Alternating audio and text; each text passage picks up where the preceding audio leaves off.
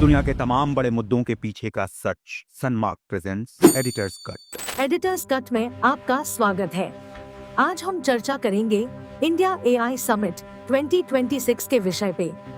अगर आपके बच्चे को क्लास में टॉपर बनाना हो तो आप क्या सलाह देंगे? टॉप में आने की या तीसरे नंबर पे आने की? अभी भारत ने एआई समिट किया, दुनिया का सबसे बड़ा एआई इवेंट। उसमें हमारे यशस्वी प्रधानमंत्री जी ने एक लक्ष्य तय किया कि भारत को एआई सुपर पावर के मामले में ग्लोबली तीसरे नंबर पे आना है, टॉप 3 में आना है। जब आपका टारगेट ही बड़ा नहीं है तो आप कितना बड़ा अचीव कर सकते हैं? ये एक सामान्य धारणा हो सकती है एआई समिट के बारे में, लेकिन यदि हम वास्तव में बात करें तो क्या एआई में हम कुछ हासिल कर पाएंगे? क्या हम चाइना या यूएसए को टक्कर दे पाएंगे? नमस्कार दोस्तों, आज हम एआई समिट और भारत के भविष्य को लेकर बात करने वाले हैं। सबसे पहले 2 वीडियो देखिए। पहला वीडियो ये चाइना का है, जिसमें अभी फरवरी का ही है, फरवरी 2026 का बीच का, जब वहाँ न्यू ईयर सेलिब्रेशन हो रहा था तो ये रोबोट जो है मार्शल आर्ट करते नजर आए। ये एआई जनरेटेड नहीं है, ये जीवन और H2 यूनिटरी जीवन और H2 नाम के रोबोट हैं, ह्यूमनॉइड जिसको बोलते हैं। वो बिल्कुल जटिल मार्शल आर्ट कर रहे हैं।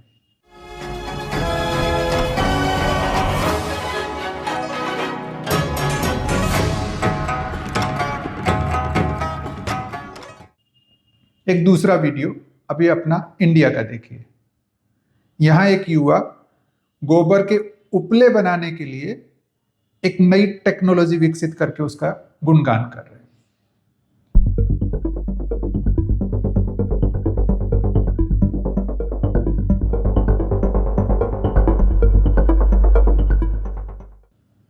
ये स्तर है, ये लेवल है कि वो कहां सोच रहे हैं, हम कहां सोच रहे हैं। लेकिन हमें सिर्फ इसी से धारणा नहीं बनानी चाहिए। हमें इन डेप्थ देखना होगा कि भारत इसके लिए कर क्या रहा है कि हम एआई में सुपर पावर बन जाएं। हम एआई समिट पे बात करें कि एआई समिट में हमें क्या मिला, कितना खर्च हुआ, कितने देश आए, कितने लोगों ने कितने इन्वेस्टमेंट की बात की, भारत को क्या हासिल होगा, सुपर पावर बन जाएगा। वो सारी चीज़ों से पहले एक कहानी सुनाना चाहता हूँ आपको।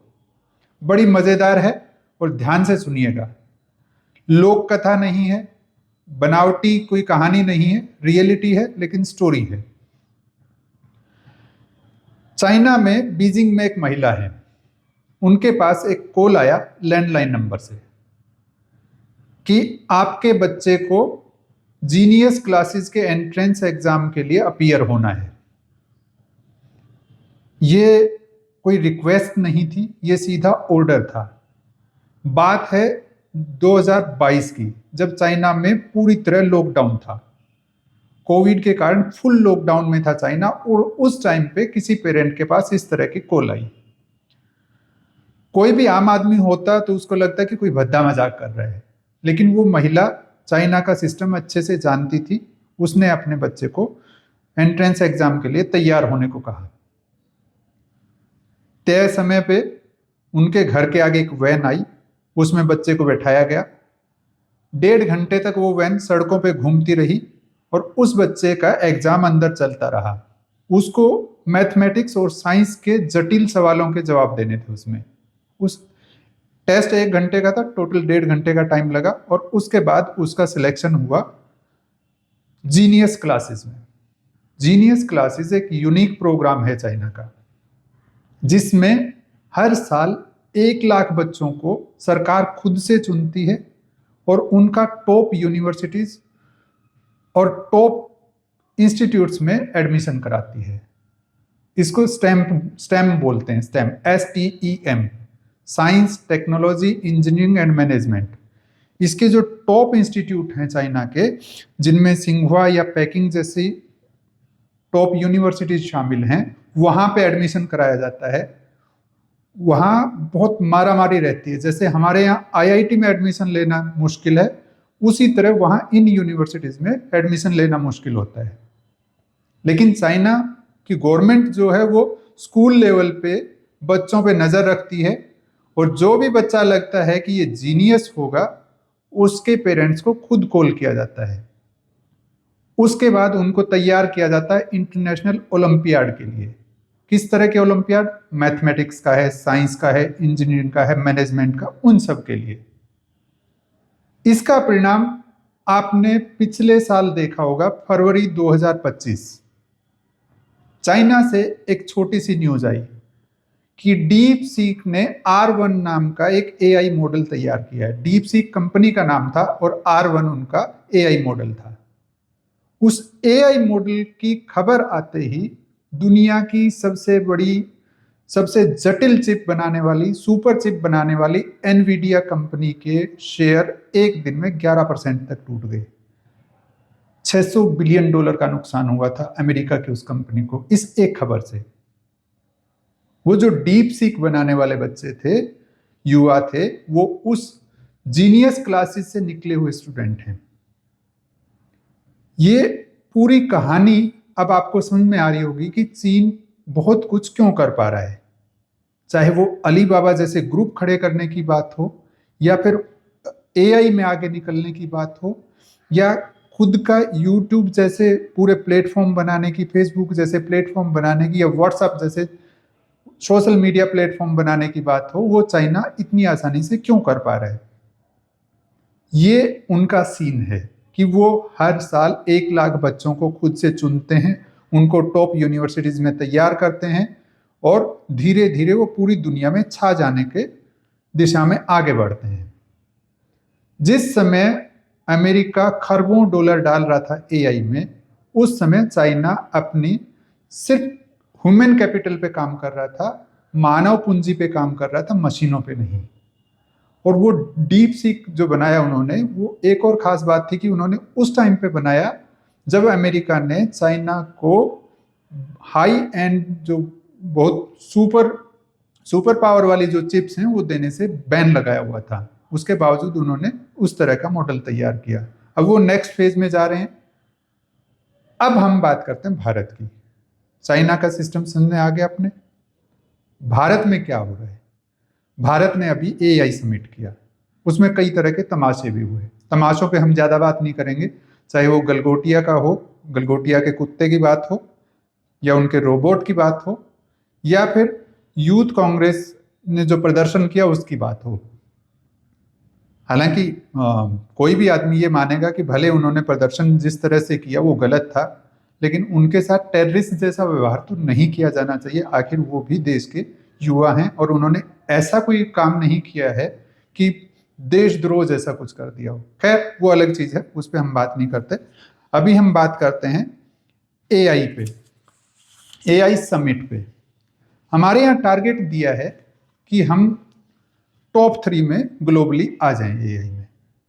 उसके लिए हमने क्या किया, AI समिट की, जिसमें 100 से ज़्यादा देशों के लोग शामिल हुए, जिसमें बड़ी बड़ी जो AI में काम करने वाली जो सुपर चिप बनाने वाली कंपनियां हैं या सुपर टेक्निक बनाने वाली कंपनियां हैं, वो सब शामिल हुई। जिसमें गूगल भी शामिल है, जिसमें एनवीडिया भी शामिल है, जिसमें एंथ्रोपिक भी शामिल है, ओपन AI भी शामिल है जिसने ChatGPT बनाया। यानी टॉप लेवल के लोगों को हमने अपने यहाँ बुलाया। 5 दिन का इवेंट था और 5 दिन के इवेंट में तमाम तरह के आयोजन हुए। 500 सेशन हुए, जिसमें विशेषज्ञों की बजाय, एक्सपर्ट्स की बजाय मिनिस्ट्री के अधिकारी या नेता बोलते ज़्यादा नजर आए।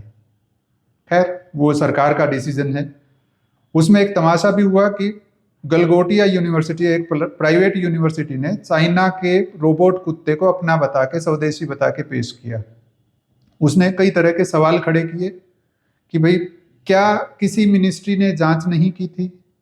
एजुकेशन मिनिस्ट्री का काम क्या था? IT मिनिस्ट्री का काम क्या था? कि क्या वहाँ कोई भी अपना स्टॉल लगा के कुछ भी प्रदर्शन कर सकता था? भेलपूरी थी क्या कि बेच दो कहीं भी स्टॉल लगा के? प्रॉपर जांच हुई होगी तो ये क्यों नहीं देखा गया कि वो टेक्निक किसकी है? अभी भी गलगोटिया यूनिवर्सिटी को बाहर निकाल दिया, उस पर एक्शन हो जाएगा, यूजीसी उस पर कोई कार्रवाई कर देगी, वो सारी बातें ठीक हैं, लेकिन जिम्मेदार तो फिर भी बच जाएंगे। खैर वो अलग चीज है। जो एआई समिट हुआ वो दुनिया का सबसे बड़े एआई इवेंट में से एक था। सरकार को उम्मीद थी कि लगभग 2 लाख लोग उसमें विजिट करने आएंगे। विजिटर्स पहुंचे 5 लाख से ज्यादा। अव्यवस्थाएं जो हुई हम उनकी बात नहीं करेंगे कि प्राइम मिनिस्टर के लिए पूरी भीड़ को बाहर निकाल दिया गया, वो सब हम उस पर चर्चा नहीं करने वाले। उससे भारत को हासिल क्या हुआ? लगभग 250 अरब डॉलर का निवेश भारत में आएगा, इसकी घोषणा की गई है। सरकार इसके बड़े बड़े विज्ञापन देगी, बड़ी बड़ी खबरें छपी हैं कि रिलायंस करेगा, अडानी करेगा, गूगल करेगा, सब चीजें। मजे की बात, ये कोई नहीं कह रहा कि जो 250-260 बिलियन डॉलर की बात हुई है उसमें से 110 बिलियन डॉलर रिलायंस लगाएगा, 100 बिलियन डॉलर अडानी लगाएगा, 15 बिलियन डॉलर गूगल लगाएगा। इन तीनों को निकाल दीजिए, बचा कितना? 40-45 अरब डॉलर। अब सोच लीजिए आप क्या हासिल हुआ हमें। ठीक है, आपने, जैसे हमारे प्रधानमंत्री जी की आदत है कि वो एक्रोनिम बना के अलग अलग तरह की चीजें पेश करते हैं, उन्होंने एक मानव फ्रेमवर्क बनाया है। इसके लिए मानव नाम दिया उसको, MANAV। इसकी फुल फॉर्म है moral, accountable, national sovereignty, accessible and valid. ठीक है, तुकबंदी अच्छी है। हासिल क्या होगा? जो निवेश की बात हुई है वो इंफ्रास्ट्रक्चर में यूज किया जाएगा, रिसर्च में नहीं। यानी ये कंपनियां डेटा सेंटर खड़ी करेंगी, ये कंपनियां वहां सिर्फ दूसरी कंपनियों को फैसिलिटी देने के लिए सुपर कंप्यूटर लगाएंगी, वहां कोई रिसर्च नहीं होना है। इसके बेस पे हम नंबर 3 बनने की बात कर रहे हैं। नंबर 1 तो खैर छोड़ दीजिए। चलिए, हो सकता है सरकार ने कुछ सोचा हो, कुछ अच्छा भी हुआ उसमें, ऐसा नहीं कि सब सिर्फ खराब ही हुआ। अच्छा ये हुआ कि हमने अपने कई सारे मॉडल भी वहां पेश किए एआई के, सर्वम वगैरह है, जो भी है, 2-3 और थे, जननी है या भाषिनी है, इन सबको बेसिकली वो ट्रांसलेशन टाइप के ही ज़्यादा हैं, बहुत हाईटेक अभी नहीं है। उसी में हमने एक घोषणा और कर दी कि इसी साल हमारे यहाँ गुजरात में चिप बनना शुरू हो जाएगी। खैर वो पुरानी धारणा है, पुराना काम चल रहा है, उसी पे आगे बढ़ेंगे। वो वहाँ चिप बनाई जाएगी, वो पुरानी घोषणा थी और उसी को एक नए तरीके से पेश करने की कोशिश की गई। अंतर कहाँ है? हम चाइना का मुकाबला क्यों नहीं कर पाए? चाइना दुनिया की मैन्युफैक्चरिंग फैक्ट्री बन गया, कारखाना बन गया, हम ताकते रह गए। अब वो सुपर पावर बनने की ओर है एआई में, हम अभी भी ताक ही रहे हैं। डिफरेंस कहाँ है? एक एग्जांपल से आपको समझा देते हैं। चाइना में आमतौर पे 50 लाख स्टूडेंट हर साल कॉलेज पास करते हैं, ठीक भारत की तरह। भारत में भी लगभग इतने ही बच्चे कॉलेज से निकलते हैं। लेकिन एक अंतर, बेसिक अंतर जो है वो सबसे बड़ा है कि उनके यहाँ क्वालिटी कैसे तय होती है और हमारे यहाँ कैसे तय की जाती है। हम यदि बात करें आईआईटी बॉम्बे की, आईआईटी बॉम्बे से पहले हम देश के जो टॉप आईआईटी इंस्टीट्यूट्स हैं, आईआईटी है, एनआईटी है या ट्रिपल आईटी है, उन पे बात कर लेते हैं कि हमारे यहाँ कैसे तय किया जाता है, उनमें एडमिशन कैसे होता है। टोटल आईआईटी 23 हैं हमारे देश में, जिनकी सीटें हैं 17,500 के आसपास, जिनमें से 10,412 सीटें आरक्षित हैं, रिजर्व्ड हैं। यानी उन पे कंपटीशन होगा तो जाति विशेष के लिए होगा, मतलब ऐसा नहीं कि ओवरऑल जो बच्चे टैलेंटेड हैं उनका सिलेक्शन उन सीटों पे हो जाए। जो बाकी बची 7,000 सीटें हैं उन पे टैलेंट के बेस पे एडमिशन होता है। देश में एनआईआईटी और आईआईटी, ट्रिपल आईटी, ये इनमें 35,000 टोटल सीटें हैं, जिनमें से 21,000 सीटें रिजर्व हैं। यानी टोटल देश के ये जो एलिट टायर 1, 2, 3 जिनको बोला जाता है वो इंस्टीट्यूट्स हैं, उनमें 52,500 सीटें हैं, जिनमें से 32,000 सीटें आरक्षित हैं। आप खुद अंदाजा लगा लीजिए कि सरकार किस आधार पर कैसे तय करती है कि हमारे यहाँ क्वालिटी स्टूडेंट्स कहाँ पहुँचे। आईआईटी बॉम्बे का जिक्र किया था, वो हमारे यहाँ देश का टॉप इंस्टीट्यूट माना जाता है इंजीनियरिंग और टेक्नोलॉजी का। उसमें जो जनरल क्लास का एडमिशन था पिछले साल, उसके लिए था कि 12 लाख बच्चे जो अपीयर हुए थे टेस्ट में, उन 12 लाख में आपका रैंक 66 के अंडर में होना चाहिए। यानी 66 बच्चे जो जनरल कैटेगरी के थे, सिर्फ उनका एडमिशन हो सकता था। 12 लाख में से 66।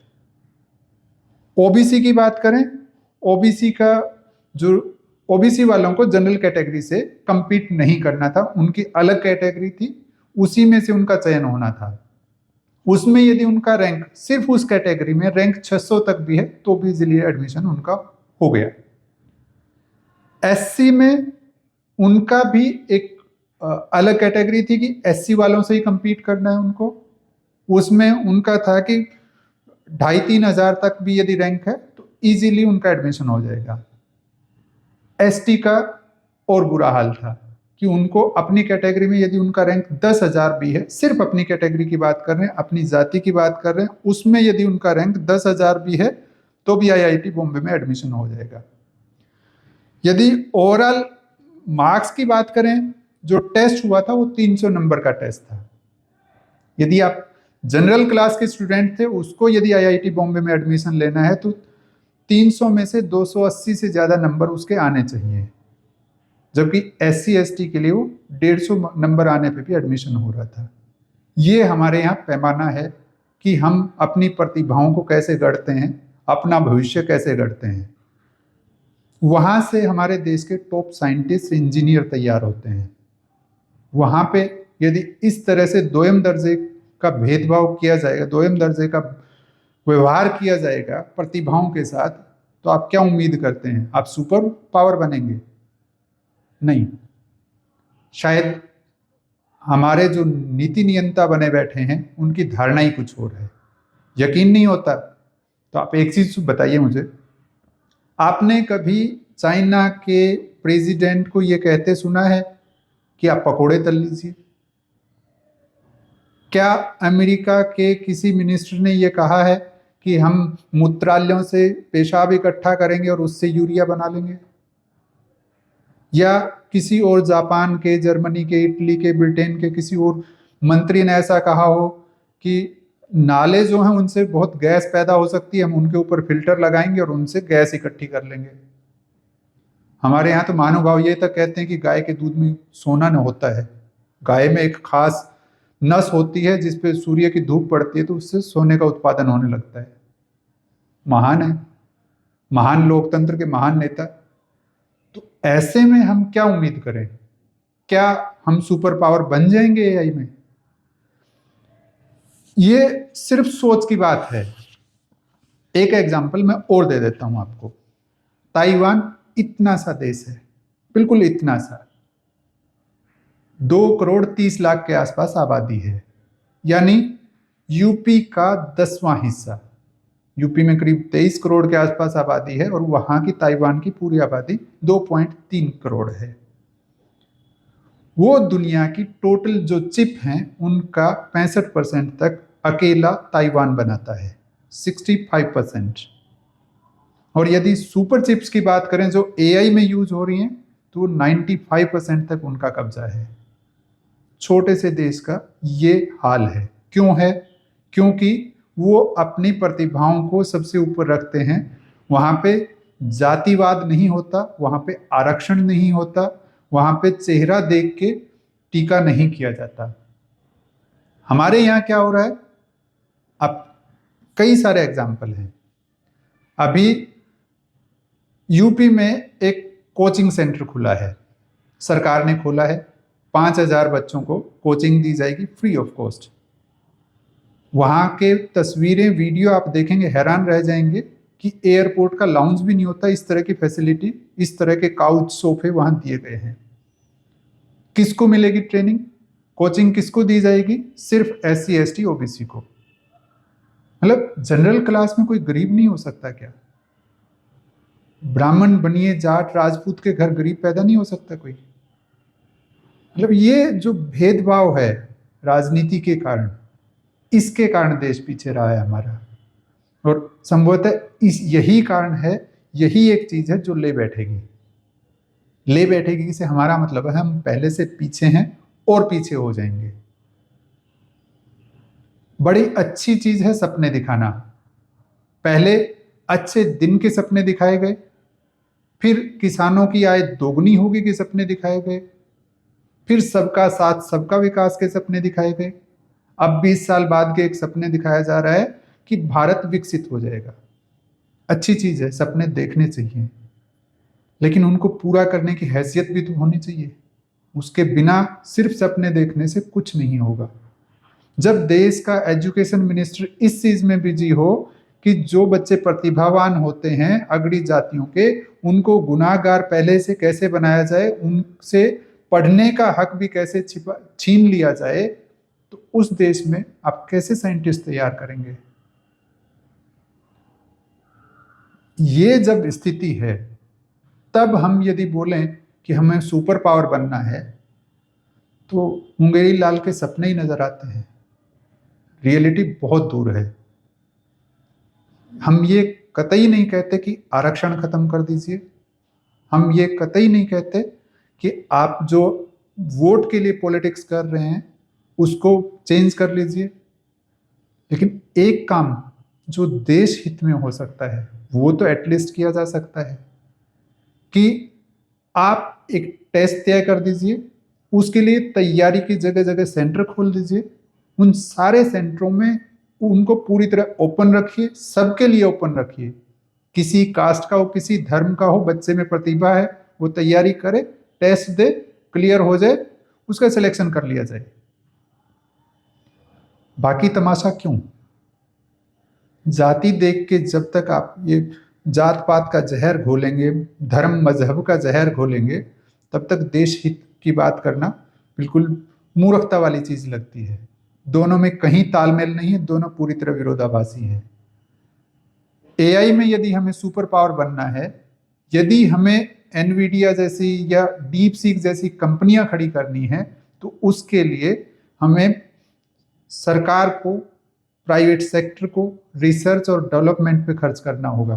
केवल डेटा सेंटर खोलने से हम AI में टॉप 3 में नहीं आ जाएंगे।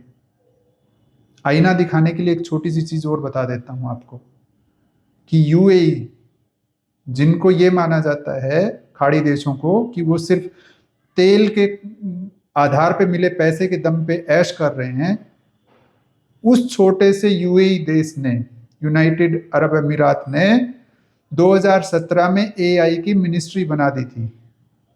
जी हाँ, मंत्रालय सरकार में 2017 में। और हम आज सिर्फ सबमिट कर रहे हैं, हम ठीक से सोच भी नहीं पा रहे कि हमें AI में करना क्या है। प्रतिभाओं का सम्मान कीजिए, उन पे जात पात धर्म मजहब देखने की बजाय उनको आगे बढ़ाने के तरीके सोचिए, क्योंकि आपकी सत्ता आज है कल नहीं रहेगी। आज आप सत्ता में, कल कोई और सत्ता में आ जाएगा, लेकिन देश तो यही रहना है। देश को आगे बढ़ाना तो ईमानदारी से प्रयास कीजिए। धन्यवाद।